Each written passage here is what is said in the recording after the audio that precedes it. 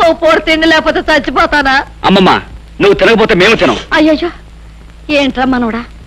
అదేంటి నేను నీకేమవుతానని? చూడు, నేను అమ్మమ్మ అని పిలుస్తున్నానా, నువ్వు మనవడా అని మనస్ఫూర్తిగా పిలుస్తున్నావా?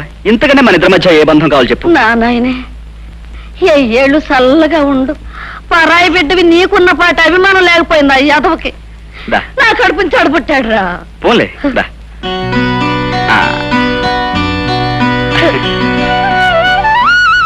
అమ్మమ్మ, రావే, చూసావా నా మనవడు ఎట్టా అన్నం తినిపిస్తున్నాడు? నా చిన్నప్పుడే మా అయ్యి కూడా ఇట్టాగే తొడ మీద కూర్చోబెట్టుకుని గోరు ముద్దలు తినిపించేవాడు. ఇప్పుడు నా మనవడు తినిపిస్తున్నాడు. అమ్మమ్మని ఇంటికి తీసుకెళ్లి అన్నం పెడదామని వచ్చాను.